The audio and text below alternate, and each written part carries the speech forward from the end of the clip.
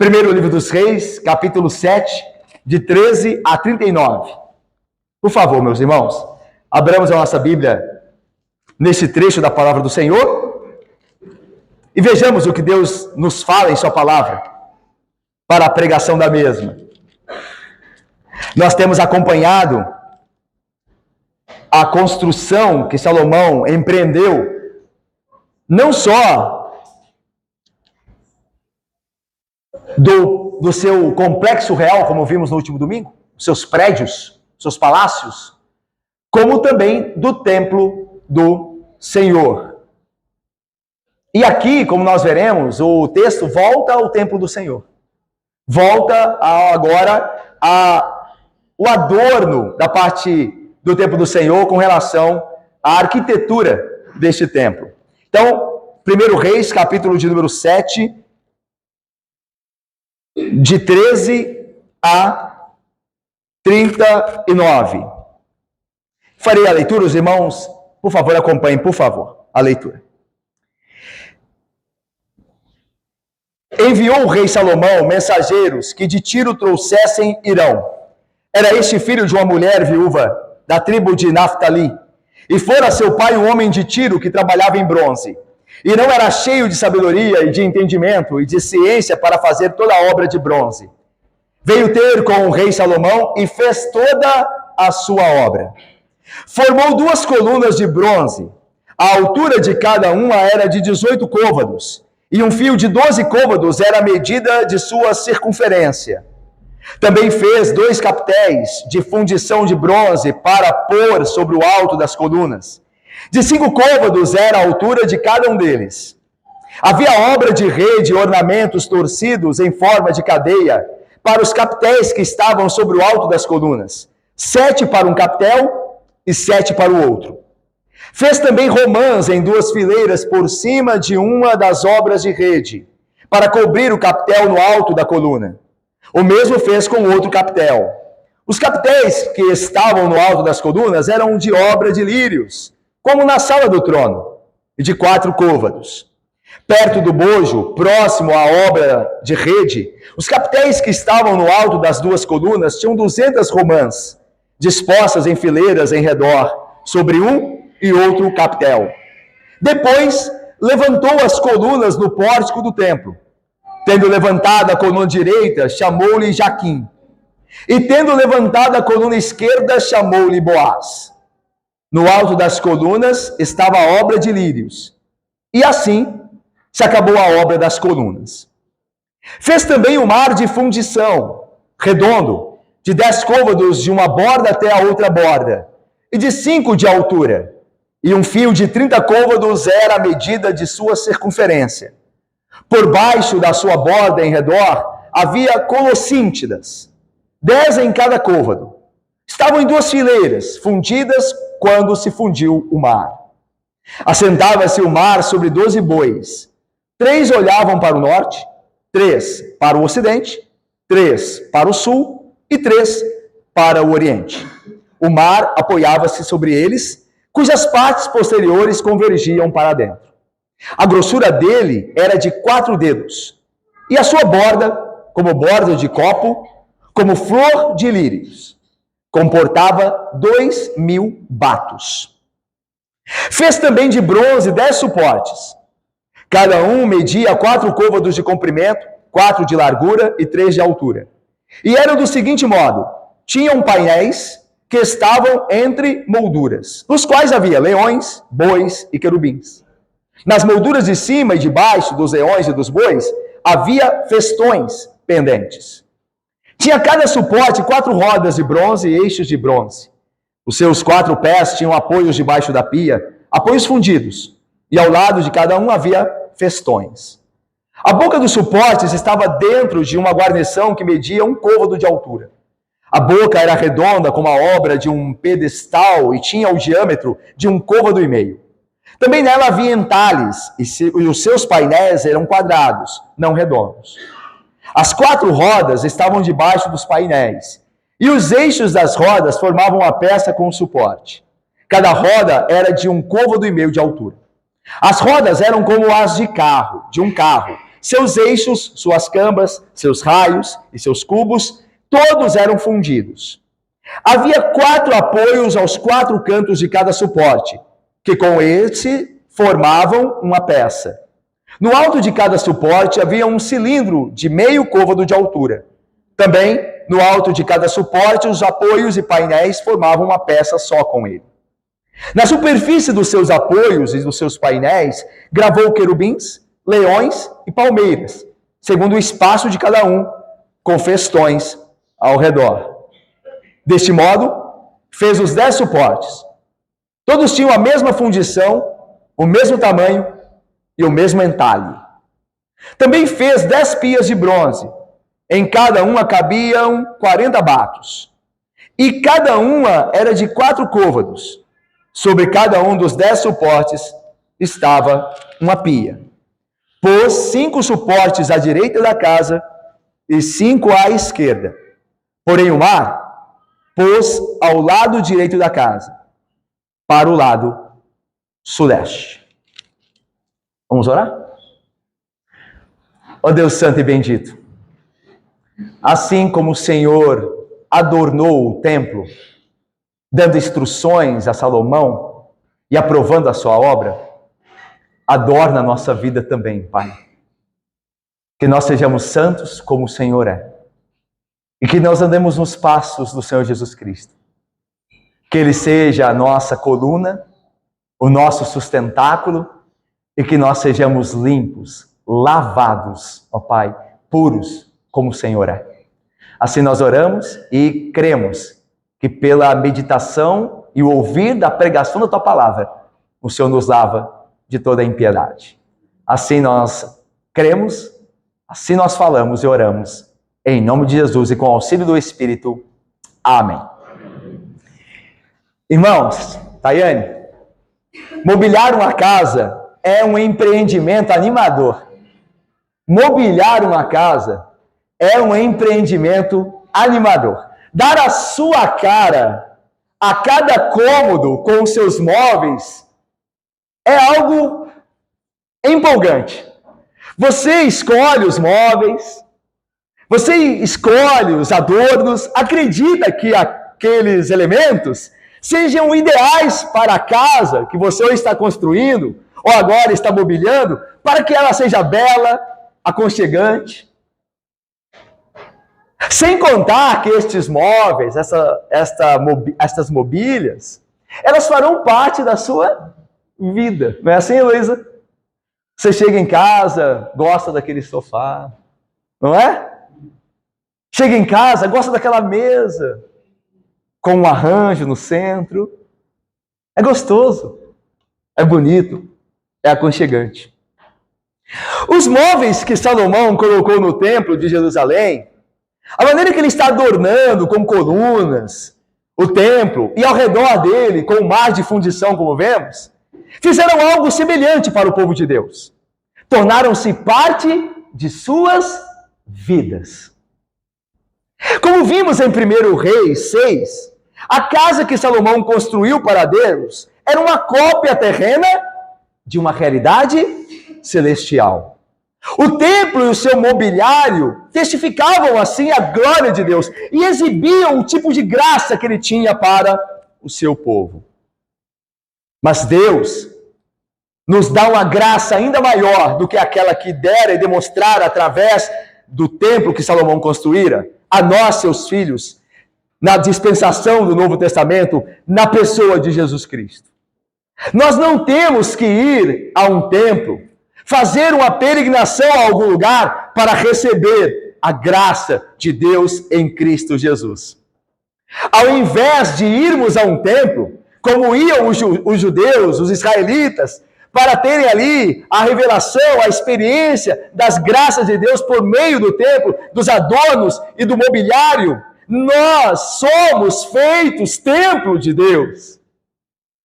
Através da fé em Cristo, nós somos, como diz Paulo, santuário dedicado ao Senhor, para a habitação de Deus no Espírito. Efésios 2, 21, 22. Assim como Salomão no capítulo de número 7, nós veremos mais à frente, mobiliou a parte interna. E assim como ele está adornando a parte externa do templo, assim Deus também adorna a nossa vida, através de uma mudança interna que se externaliza através de boas obras, e assim nos torna mais belos, como santuário dedicado ao Senhor. A alma do cristão, portanto, é espaço sagrado, é templo. E o lugar onde Deus agora decora o seu lar é a vida do seu povo. Ao passo que conhecemos então o mobiliário do templo de Salomão aqui no capítulo de número 7, e entendemos o seu real significado espiritual, veremos também como Deus quer mobiliar nossas vidas, adornar nossa alma com sua graça. Então, este texto do capítulo 7, esse início aqui do adorno da parte externa e das mobílias da parte interna, nos falarão de como Deus está nos embelezando, como Deus está mobiliando a nossa alma para a glória dele. Mas em primeiro lugar aqui nós vemos que Salomão trouxe um homem capaz, com habilidade para fazer todas estas obras para com a casa de Deus, o templo que Salomão havia construído. E esse homem chamava-se Hirão. Olha o que diz o versículo 13 e 14. Olha aí. Enviou o rei Salomão mensageiros que de Tiro trouxessem Hirão. Aí vai informar quem que era este Hirão. Era este o filho de uma mulher viúva, da tribo de Naftali. E fora seu pai um homem de Tiro, que trabalhava em bronze. Hirão era cheio de sabedoria e de entendimento e de ciência para fazer toda a obra de bronze. Veio ter com o rei Salomão e fez toda a sua obra. Então, tudo que nós vimos aqui nessa leitura, desse trecho que nós vemos a palavra de Deus, no caso, as duas colunas, o mar da fundição e os carros que levavam as pias, tudo isso fora feito por este homem de Tiro. Embora filho de uma israelita, da tribo de Naftali, mas de pai de Tiro, pai de nacionalidade do Império de Tiro. Esse, então, Hirão é que fez todas as duas colunas, o mar da fundição, os carros com as pias e as mobílias da parte interna, como nós veremos em seguida, se Deus nos permitir, no próximo sermão, a parte interna do mobiliário do templo. Esse Hirão, meus irmãos, tinha o mesmo nome que tinha o rei de Tiro, e pode fazer confusão, né? Lembra que Salomão comprou a madeira do Líbano, lembra? Do rei de Tiro. E o rei de Tiro era chamado também Hirão, do mesmo jeito que está aqui. Só que esse não era o rei de Tiro, este homem não, tinha o mesmo nome, mas era outro homem. Mas ele era necessário, tanto quanto o rei de Tiro, ele era necessário para a construção do templo. Ele era famoso, como era o povo de Tiro, Hirão era famoso por sua habilidade de trabalhar com metal. Portanto, meus irmãos, a questão aqui é que Hirão era um artesão mestre, e a sua habilidade era um talento dado por Deus. Hirão, então, é um dos grandes artistas da Bíblia. A linguagem de 1 Reis aqui sobre Hirão, para descrever seu dom artístico, é praticamente idêntica à que Êxodo usa para descrever dois outros artesãos famosos, Bezalel e Aholiabe. Nós lemos, lembra? Do texto de Êxodo que nós lemos, nos preparando para o ofertório, que tanto Bezalel como Aholiabe foram os homens escolhidos por Moisés para serem os artesãos do tabernáculo, para de fato obrarem ali os elementos que constituiriam o tabernáculo. Portanto, é a mesma ideia aqui. Assim como Israel, quando levantou o tabernáculo, lá em Êxodo, tinha os seus artesãos, assim também Salomão procurou o melhor artesão, que era no caso Hirão de Tiro, para que o ajudasse na obra. Meus irmãos, Hirão cumpriu sua vocação divina como artista, criando lindos objetos para o templo de Salomão em Jerusalém. Nós não sabemos o suficiente sobre Hirão, este homem aqui, para ter certeza se ele tinha a fé salvífica no Deus de Israel. O texto não entra nesse ponto, não é o ponto do autor.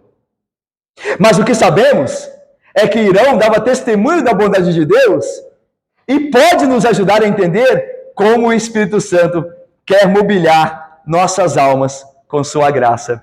E nós aprendemos uma coisa com Irão aqui, certamente, que nós devemos pedir a Deus que confirme os nossos dons, e que uma vez eles confirmados, e lembre-se disso, os nossos dons são confirmados por Deus através do testemunho da igreja.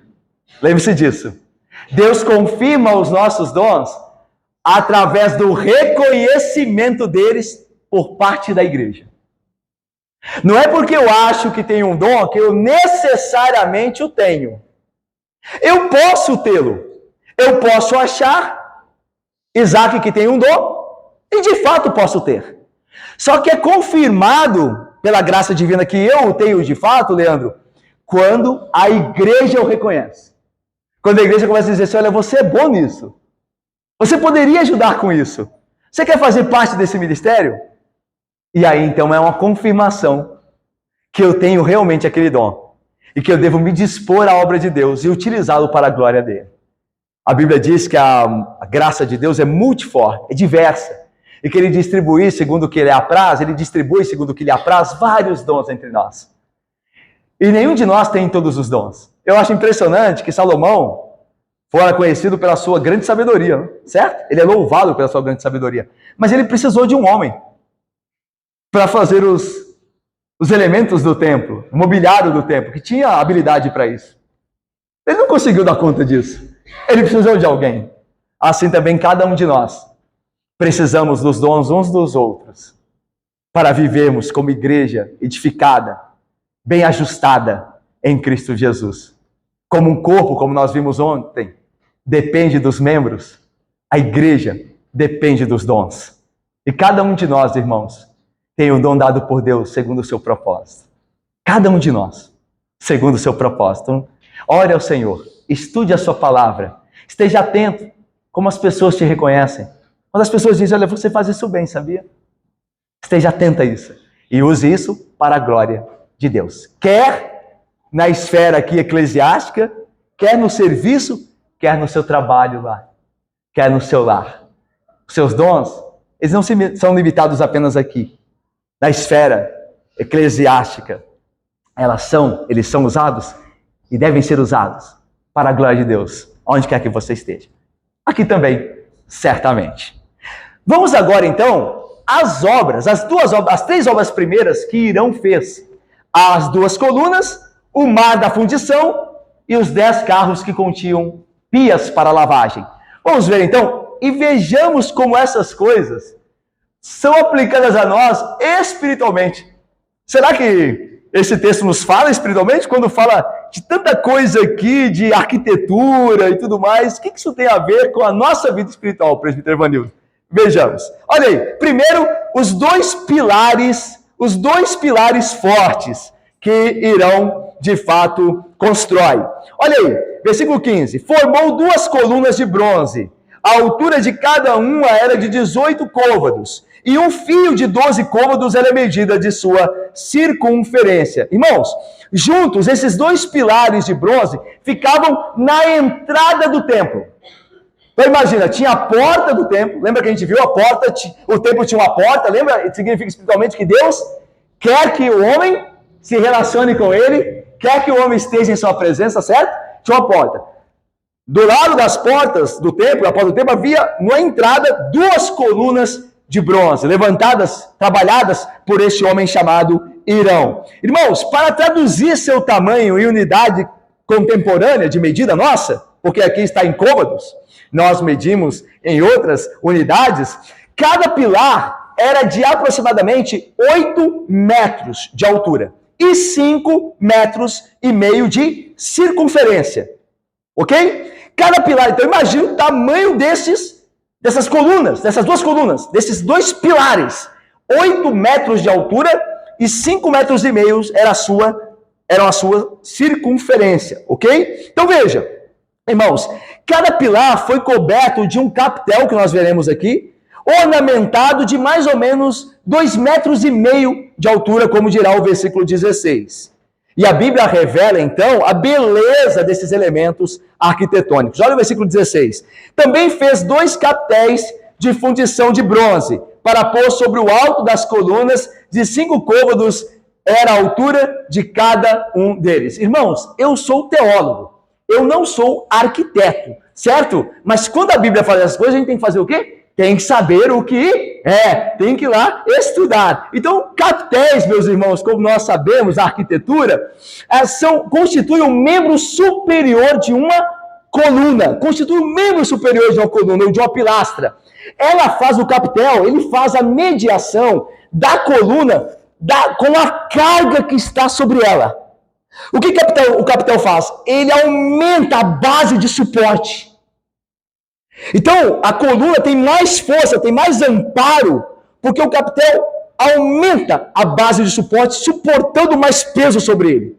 Então, esse é o captel. E os captéis, né, das antigas construções, eram super adornados, belíssimos. Então, era isso que era aqui o captel de fundição de bronze, para pôr sobre o alto, né, como cabeça. Aliás, a palavra captel, né, vem do latim, que é cabeça.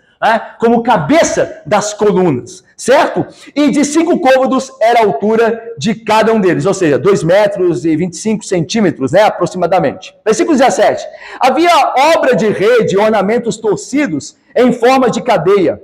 Veja, né, a beleza, a obra produzida por Irão. Para os captéis que estavam sobre o alto das colunas. 7 para um captel e 7 para o outro. Fez também romãs em 2 fileiras por cima de uma das obras de rede, para cobrir o captel no alto da coluna. O mesmo fez com outro captel. Os captéis que estavam no alto das colunas eram de obra de lírios, como na sala do trono, e de 4 côvados. Perto do bojo, próximo à obra da rede, a ideia de bojo é da parte arredondada, próximo à obra da rede, os captéis que estavam no alto das 2 colunas tinham 200 romãs, dispostas em fileiras em redor sobre um e outro captel. Esse texto aqui, esses versículos que falam dos captéis, mostram que Irão não fez uma obra só por uma questão de necessidade da estrutura, mas fez uma obra também com estética, beleza. Ele colocou romãs, fez uma espécie de rede que cobria a parte redonda dos captéis e colocou romãs e desenhou romãs de bronze nos captéis. Ou seja, ele queria que tivesse também beleza, não só funcionalidade, mas beleza, que fossem belos quando de fato fossem vistos. Meus irmãos, nós nos deleitamos com a bela arte desses captéis, pois embora a Bíblia não dê detalhes suficientes para produzir uma réplica exata desses captéis, dessas colunas, né, desses sustentáculos, ela mostra quão complexos eram. Basta uma lida aqui, você veja que complexidade eram esses captéis.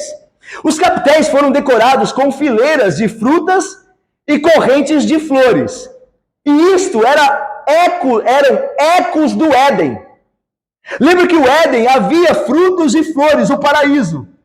E por isso que as colunas eram decoradas com flores e frutos, porque eram a entrada do templo, a entrada do paraíso.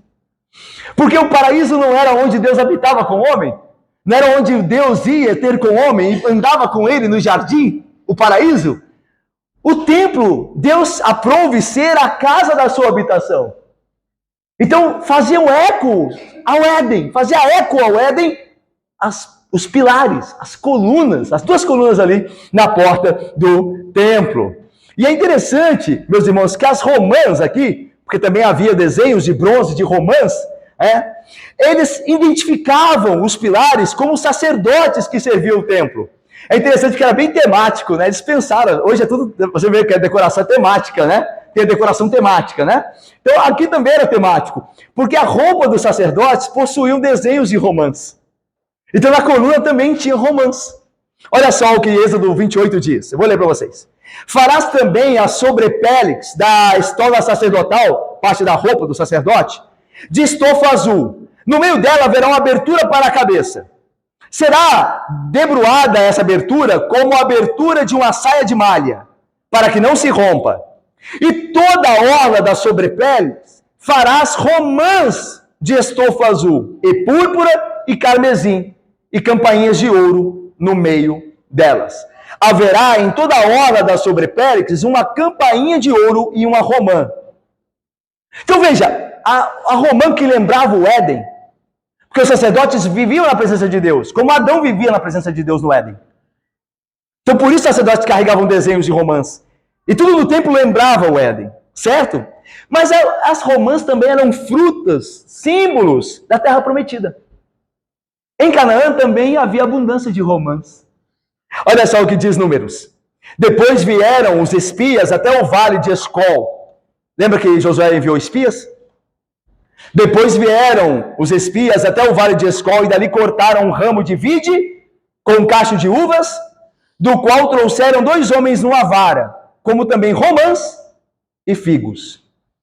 Em Deuteronômio 8:8 diz da terra prometida: terra de trigo e cevada, de vides, figueiras e romeiras, terra de oliveiras, de azeite e mel.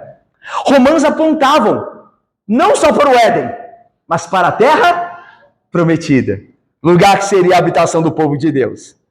E mais ainda, meus irmãos, romãs também eram um símbolo de produtividade, porque a semente da romã, ela é grande. A romã pertence, se você abre a romã, você vê sementes grandes, tá? A ideia de produtividade. E também, você se lembra que das colunas, dos capitéis, não haviam só romãs, haviam lírios também. Certo? Havia uma obra ali de bronze de lírios, que formavam a imagem de lírios. E lírios são um exemplo, um elemento que aponta para amor.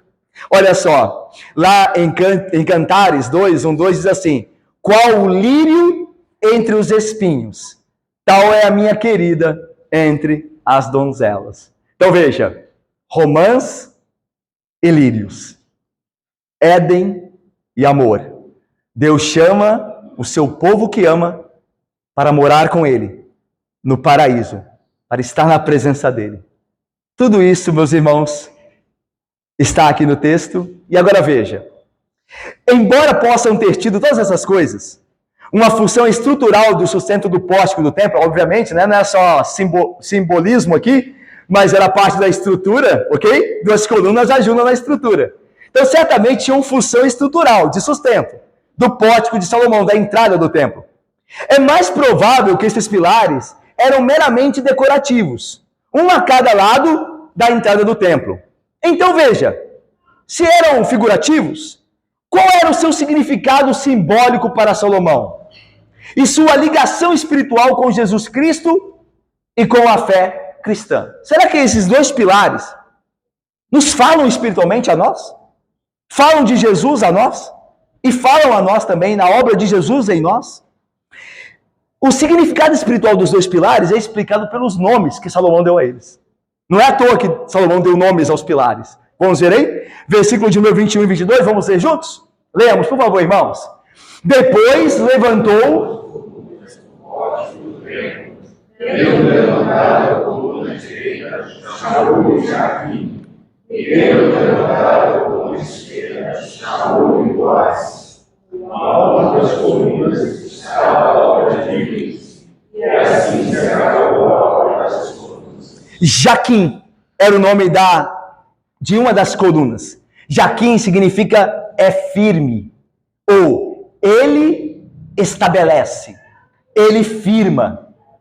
O mesmo verbo é usado, o verbo de estabelecer, firmar, é usado na história de Israel para descrever a promessa que Deus fez a Davi, posteriormente cumprida em seu filho Salomão, que era a promessa de firmar o reino, de estabelecer o reino. O mesmo verbo é usado em 2 Samuel 7, nós já passamos por lá. Lá diz assim: quando teus dias, Davi, se cumprirem, e descansares com teus pais, então farei levantar depois de ti o teu descendente, Salomão, que procederá de ti, e Jaquim o seu reino, e estabelecerei o seu reino, e firmarei o seu reino.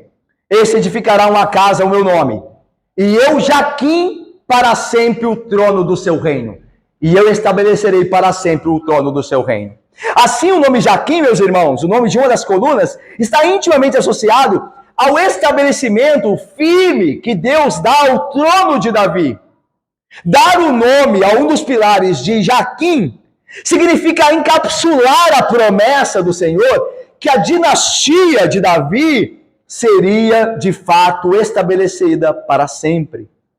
Portanto, Jaquim é outra maneira de dizer: venha o teu reino, ou estabeleça, Senhor, o teu reino, firma o teu reino, como nós oramos, como foi nos ensinado pelo Senhor Jesus Cristo, na oração do Senhor, na oração dominical. E o outro nome, Boaz, é mais conhecido, né? Por causa de Ruth, lembram-se? O nome Boaz pode ter tido uma referência mais pessoal, de fato, pois Boaz se casou com Ruth e tornou-se o que de Davi, bisavô.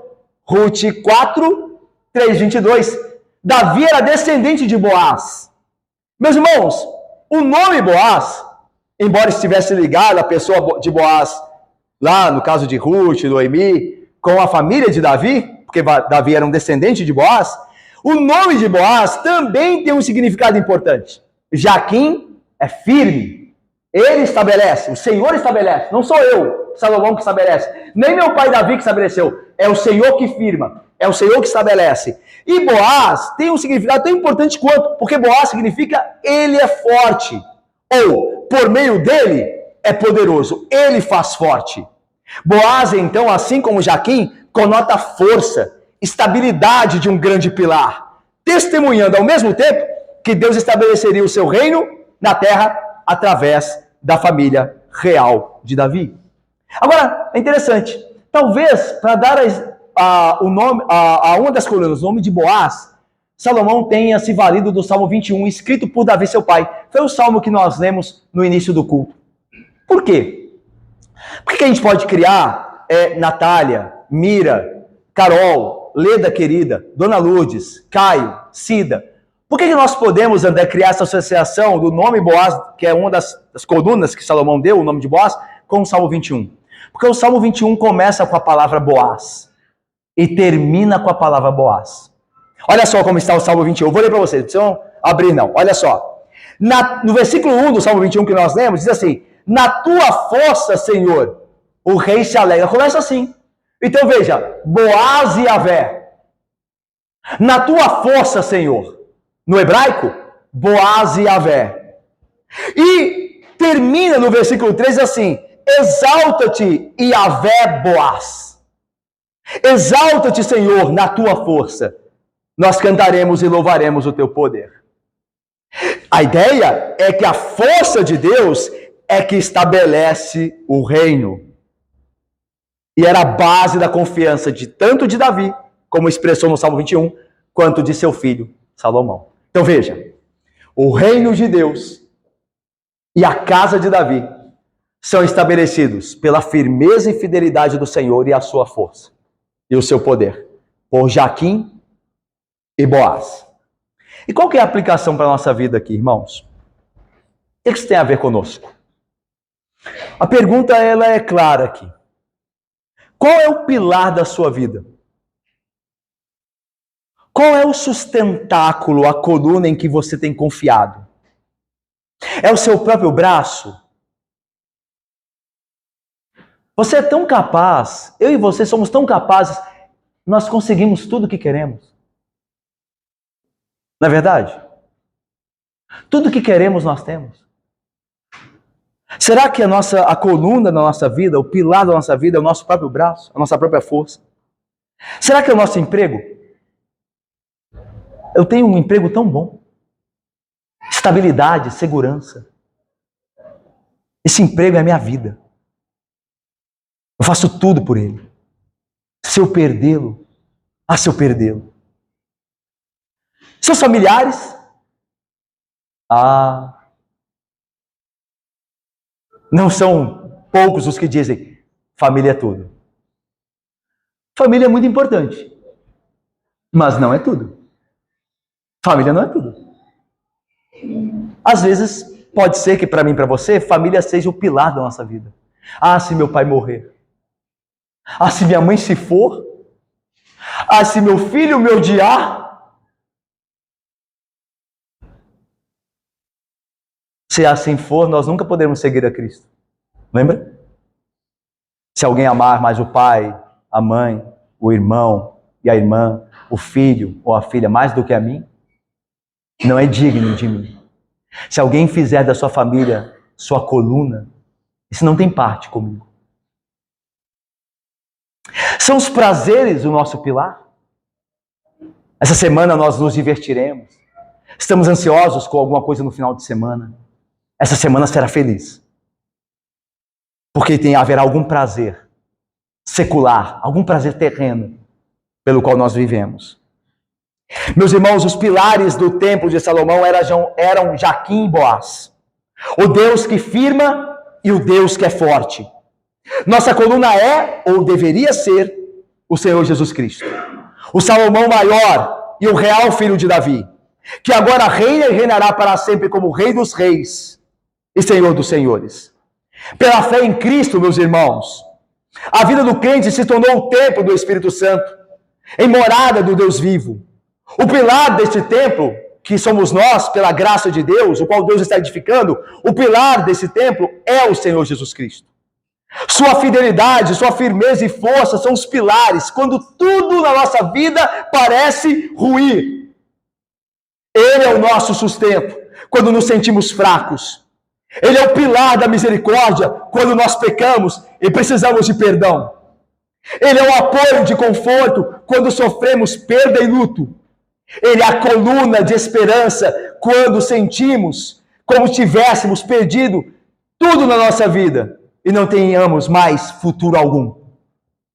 Ele é a nossa coluna. Ele é o nosso sustentáculo. Quando tudo falhar, Ele estará lá, fiel e poderoso. E nós estaremos seguros quando não houver mais nada a não ser o Cristo bendito. É o pilar da sua vida. É a sua segurança. Quando Jesus se torna o pilar das nossas almas, então somos capazes de dizer, diante de qualquer problema que nos possa vir, o seguinte, é o que disse o salmista: ainda que a minha carne e o meu coração desfaleçam, Deus é a fortaleza, o sustentáculo do meu coração e a minha herança para sempre. Salmo 73, 26. Somos também capazes de declarar como Paulo: tudo posso naquele que me fortalece, naquele que é o meu pilar, naquele que é a minha coluna. Filipenses 4, 13. Pela força de Deus, meus irmãos, nós perseveramos diante de todos os problemas da vida. Ele é o nosso em Cristo sustentáculo, até o dia em que o próprio Jesus Cristo cumpra sua promessa em glória. E então, irmãos, e só então, irmãos, quando nós tivermos perseverado até o fim, pelo poder e firmeza de Cristo em nós, então Ele cumprirá a promessa gloriosa que diz: falo-ei, coluna, no santuário do meu Deus. Então, na vida eterna, nós seremos feitos colunas do nosso Senhor e Rei Jesus, do santuário de Deus, firmes, santos, como o próprio Cristo, para sempre, se nós perseverarmos até o fim. Que Deus nos ajude. Irmãos, vamos agora à segunda e terceira obra que apontam para o mesmo significado. E aí nós terminamos. A fonte purificadora, versículo 23 e 20 a 26. Olha aí. Primeiro, o mar de fundição. O segundo item produzido por Irão para o templo de Salomão foi o enorme tanque. Olha aí.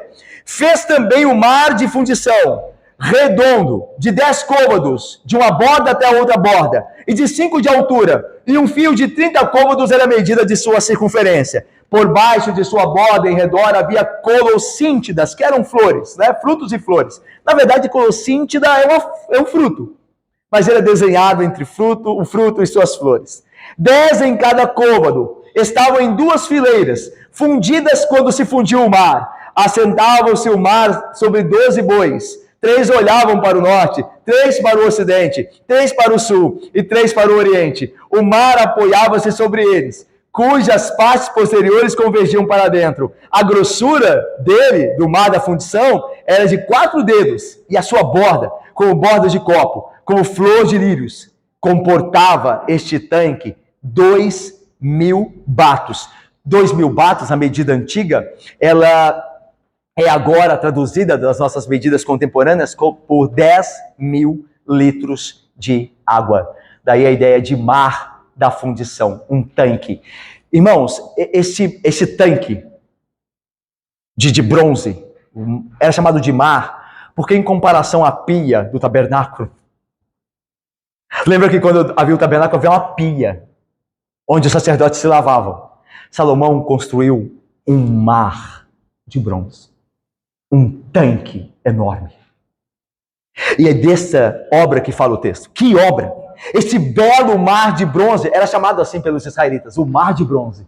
Quando eles viam aquela obra, eles diziam, o mar, não era bacia, é um mar de bronze. Esta obra foi uma das grandes conquistas técnicas de Israel. Aliás, chovendo molhado, né? Falar de conquistas técnicas e científicas de Israel. Até hoje. Até hoje, quantos prêmios Nobel de Israel? Quantos nomes de israelitas estão na história? Mas vamos lá. Sabe-se que era muito difícil fabricar um objeto grande de metal, especialmente com uma borda curvada. Era muito difícil fazer esta obra. Ela também fora projetada para armazenar uma enorme quantidade de água, como nós vimos, 10.000 litros. Não surpreende, portanto, que as pessoas o chamassem de mar da fundição, o mar de bronze. E ele era, esse tanque de bronze, ele era estabelecido sobre 12 bois. Olha aí. Diz lá o texto, né? Olha, versículo 25. Assentava-se esse tanque de bronze, né? Esse mar, sobre 12 bois. 3 olhavam para o norte, 3 para o ocidente, 3 para o sul e 3 para o oriente. Irão decorou o mar de bronze com botões e deu borda à flor de um lírio. Ele também fez o suporte para o mar, de modo que o mar repousava, por assim dizer, sobre as costas de 12 bois de metal. 3 de cada lado, nas direções cardeais, né? Norte, sul, leste e oeste. Então, 3 bois virados, 3 bois, 3 bois, 3 bois, e um mar da fundição, o tanque sobre as costas deles. Havia alguns que acusavam aqui Salomão na leitura de adoração a Baal, que era simbolizado por um boi, certo? Mas a ideia não, é bem provável que ele esteja representando o quê? As 12 tribos, porque eram 12 bois. Então a probabilidade era referência às tribos, e não a adoração a Baal. Seria uma falta de lógica imaginar que Salomão dedicava um tempo a Deus, com ali menção a Baal. Então, provavelmente, 12 tribos de Israel. E a bacia lembrava o povo o Mar Vermelho. Por que era chamado de mar? E qual que era a relação de Israel com o mar? Irmãos, a relação maior de Israel com o mar era da libertação do Mar Vermelho. E quando o povo via aquele tanque, ele chamava de Mar da Fundição, ou Mar de Bronze, eles certamente se lembravam da sua saída do Egito, quando eles passaram pelo mar. Nós também passamos pela água. É interessante isso, né? Bendito isso, né? Naquele episódio, quando os israelitas saíram do Egito, passando pelo mar, eles foram salvos pelo mar. O Novo Testamento diz isso. Eles foram batizados todos no mar. Passar pelo mar, para os israelitas, quando fugiam do Egito, foi o símbolo de libertação deles. Na prática, foi isso mesmo. Porque quando eles passaram e os egípcios vieram, o mar se fechou sobre os egípcios e eles foram libertos. Nós também somos libertos tendo passado pela água do batismo. Paulo vai dizer isso. Porque todos nós passamos pelo mar. Todos nós passamos pelas águas e fomos libertos. Então, espiritualmente, nos fala também o que os israelitas provavelmente lembravam quando viam aquele tanque, o mar da fundição, da liberdade que Deus deu a eles. Mas também lembrava, como nós vimos aqui no culto, na liturgia, do controle de Deus sobre o caos. Lembra-se que nós vimos que o mar simbolizava caos? Na Bíblia simboliza caos, na literatura apocalíptica. Olha só o que diz o Salmo. Dominas, ó Senhor, a fúria do mar. Quando as ondas se levantam, tu as aimanas. Mas aí o Salmo 93 diz assim: mas o Senhor nas alturas é mais poderoso do que o bramido das grandes águas. Irmãos, o mar, como nós vimos, tanto nos Salmos como em Apocalipse, simboliza a humanidade agitada. simboliza forças ameaçadoras e terríveis. Mas Deus acalma o mar. Deus controla o mar. Lembra de Jesus? E isso espiritualmente é verdade, meus irmãos. O mesmo vale para nós, nos nossos problemas diários.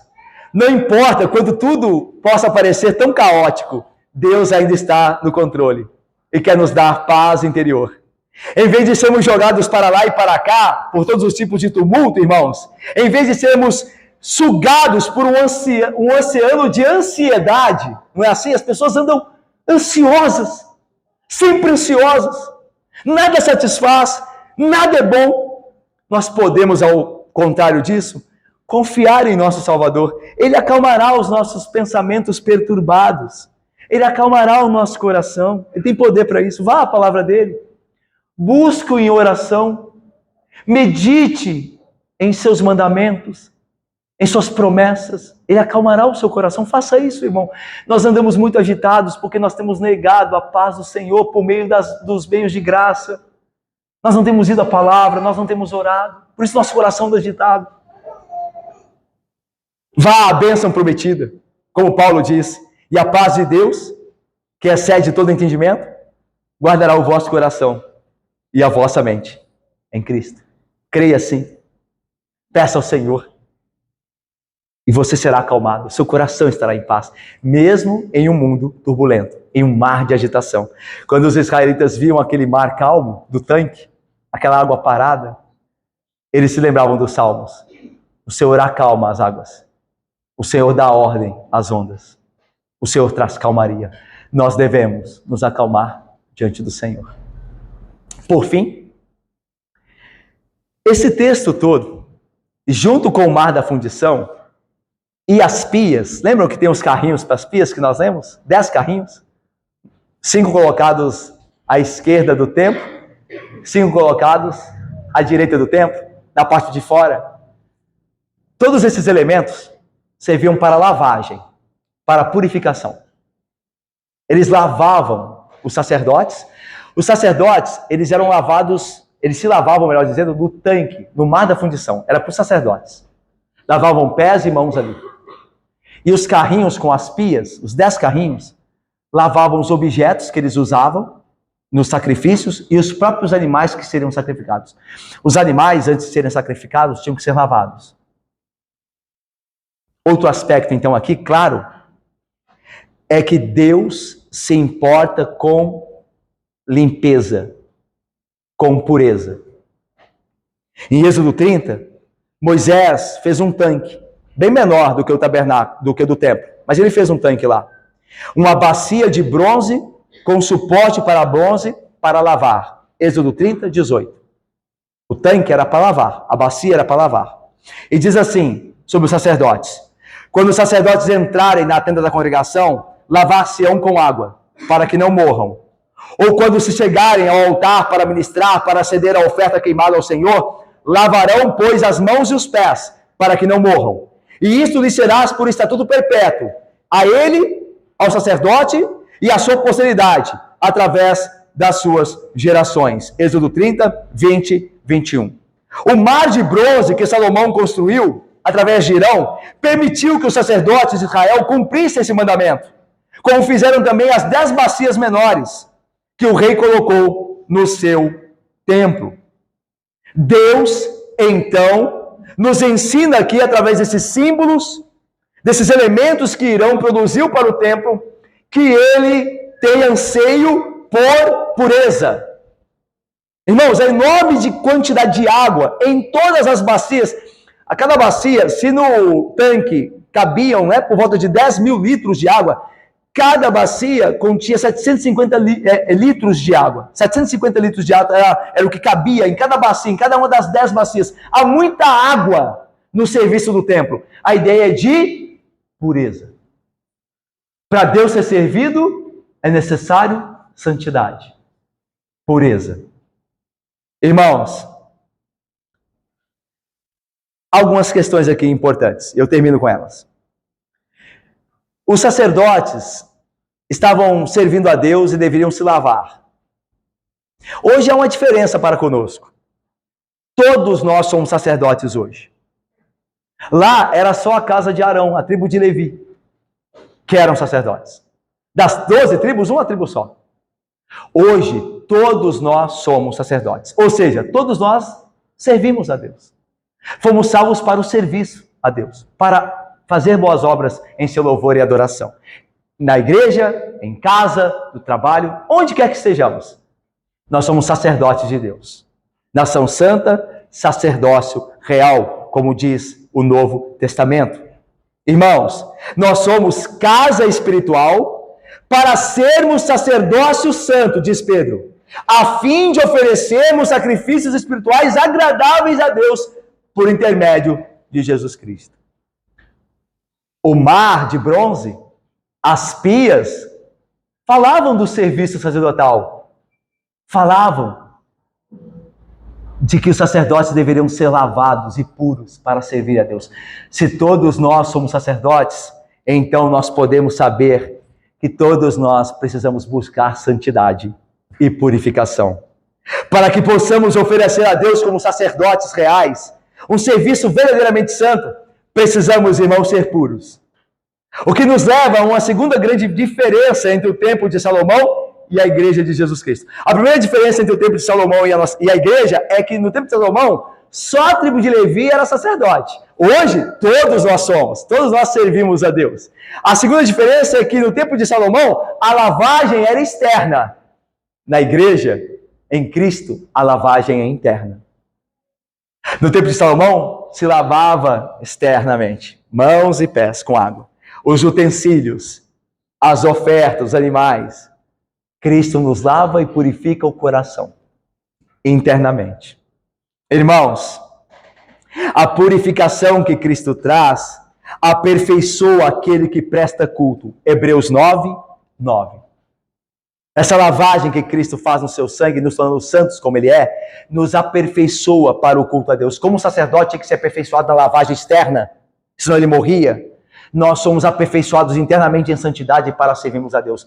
Deus não se agrada de um culto de pecadores que não se arrependem e continuam vivendo em pecado. Isso é uma afronta a Deus. Deus é louvado e agradado quando nós buscamos, pelo poder dEle, pela graça dEle, santidade. Precisamos dessa purificação em Cristo todos os dias. Não apenas quando nós nos encontramos com Cristo no dia da nossa conversão, mas para cada dia. Porque todo dia nós pecamos. E precisamos ser lavados novamente. Lembram-se? Lembra de Pedro? Quando o Senhor Jesus diz, quando Jesus vai lavar o pé aos pés dos discípulos, e Pedro diz, olha Senhor, não quero que laves os meus pés. E o Senhor diz, se você não se lavar, não te deixar lavar por mim, não tem partes comigo. A ideia lá era que Pedro não queria que Jesus se humilhasse, porque lembra que ele é um serviço de escravo, lavar os pés dos convidados. Era um serviço não do anfitrião, mas dos escravos. Quando Jesus toma a toalha e o balde, a bacia para lavar os pés, ele estava em um serviço de humilhação. Aí Pedro diz, não, Senhor, não faça isso, o meu pé não lave não. A ideia lá, segundo alguns teólogos, é que Pedro está mais preocupado com ele do que com Jesus. Por quê? Porque a ideia é a seguinte, se Jesus, que é o Senhor a quem nós seguimos, faz isso, então nós também deveremos fazer. E eu não quero lavar o pé de ninguém. Então, Senhor, não faça isso. Eu não me comprometo com isso aí. Aí Jesus diz, se você não se comprometer, se você não servir os outros como eu sirvo a você, você não tem parte comigo. Aí Pedro, que não era nem um pouco exagerado, disse, lava-me por inteiro. Aí Jesus disse, calma Pedro, não disse isso, né? Calma. Jesus disse, não, você já foi lavado uma vez inteiramente pelo Espírito de Deus. Agora te basta ser lavado os pés. A ideia é a seguinte, nós somos batizados no Espírito Santo quando nós cremos. O símbolo disso é a água do batismo. Símbolo é a água do batismo. Mas se você crê verdadeiramente, você foi batizado no Espírito Santo uma vez só, para sempre. Foi selado por ele, para sempre. Você não precisa ser lavado de novo, rebatizado, receber outro dom do Espírito. Você já tem o Espírito para sempre. Toda a sua graça e bênção em você, para sempre. O que você precisa é cada dia, pela inclinação desse Espírito, pela obra dele no seu coração, Vitória, eu e você precisamos cada dia nos arrepender dos pecados diários. É isso que nós precisamos. Nós não precisamos de outra salvação. Nós precisamos só daquela graça que nos perdoa os pecados diários. Então, por isso Jesus diz, você só precisa lavar o pé. Lava o seu pé diariamente. Você não precisa lavar tudo de novo. Assim, meus irmãos, nós precisamos de perdão todo dia. De irmos à fonte, a água da vida, o mar da vida, que é Cristo. Recebemos essa purificação no momento em que passamos a confiar em Cristo para a nossa salvação. No entanto, é verdade, nós continuamos a pecar e, portanto, continuamos a precisar da purificação de Deus. Já não mais para a nossa salvação, mas como parte da santa obra do Espírito que nos torna santos para o seu serviço. Hebreus diz assim, que o sangue de Cristo purificará a nossa consciência das obras mortas para servirmos ao Deus vivo. O conhecimento da promessa de perdão nos incentiva e permite obedecer à ordem da Bíblia para a nossa santificação. Olha o que Paulo diz. Tendo, pois, ó amados, tais promessas, que Cristo nos limpa de todo pecado, nos purifica, nos santifica, purifiquemo-nos então de toda impureza, tanto da carne como do Espírito, aperfeiçoando a nossa santidade, lembra? Sacerdote, santidade ao Senhor, aperfeiçoando a nossa santidade no temor de Deus. Eu termino fazendo uma pergunta. Você tem se lavado todos os dias, espiritualmente? Como andam os utensílios do templo da sua alma? Andam sujos? Ou você tem se lavado todo dia? Você tem ido ao Senhor, Senhor, perdoa o meu pecado. Perdoa os meus pecados pelos quais e com os quais te ofendi. Eu creio na sua graça. Eu creio no seu sangue que purifica, limpa, perdoa, redime. Perdoa o meu pecado. Você tem feito isso? Seu coração tem sido lavado todo dia. Ah, que bênção. Que bênção ser assim. Vá a Cristo todo dia. Ele tem um mar de graça. Ele tem um mar capaz de purificar ao pior dos pecadores. Vá a Cristo todo dia, porque Ele te salvou. E Ele te purifica cada dia, para você ser mais santo, cada dia mais, e se tornar como Ele, no dia do seu retorno. Que Deus abençoe. Amém, irmãos.